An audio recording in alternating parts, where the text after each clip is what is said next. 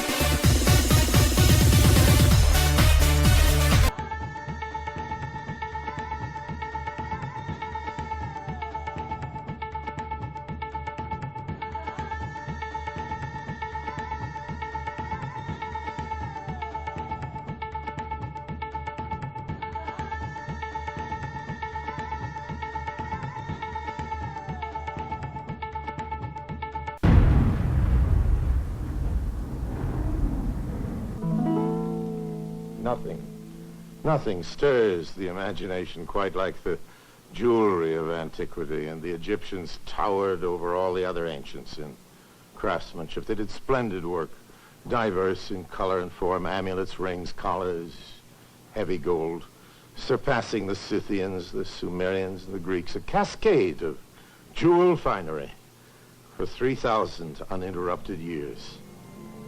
Put yourself in Carter's shoes for a moment as he opens these treasure chests for the first time. A slight tremble in the hand, perspiration on the palm. Not only from the point of view of quantity is the find amazing, Carter reports to the press. The period to which the tomb belongs is the most interesting in the long history of Egyptian art. We are prepared for beautiful things.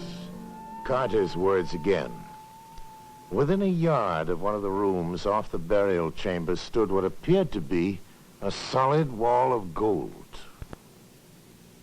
An astounding sight. Entombed in darkness for 3,000 years. Now, coming out of the void for the first time, 4 freestanding goddesses of the dead. Both artistically and technically, this wooden chest is one of the most important works of art found in the tomb of Tutankhamun. We'll bring it in very close so you can see the finely textured, painted ivory panels. Quite apart from the art, which reflects the preceding period in Egyptian history, is the theme of this painting. Kings and queens are usually shown as partners in some sort of activity, but here, Ankhesenamun is almost subservient.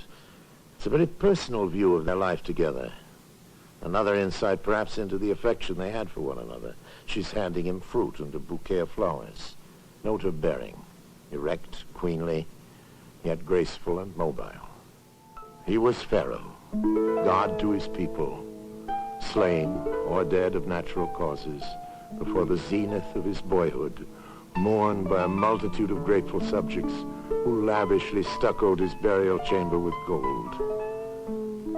Yet he moves unnoticed, obscure, throughout the recorded years of antiquity, until a step is uncovered by an inquisitive scholar searching for the jagged fragments of a puzzle. From the National Gallery in Washington, touring Chicago, New Orleans, Los Angeles, Seattle, and finally, the Metropolitan Museum of Art in New York. We hope you've enjoyed this hour of introspection, the dazzling beauty of ancient Egypt, the richest archaeological find known to man. A final moment of contemplation, an early Egyptian grace note in the distant music of the Nile. God be between you and harm in all the empty places you must walk. Good night.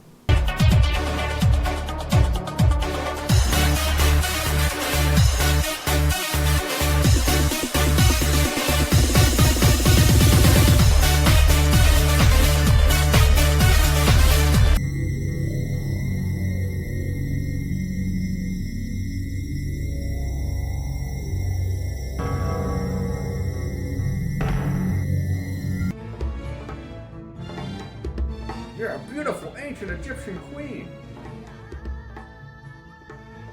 I'm old enough to be your mummy.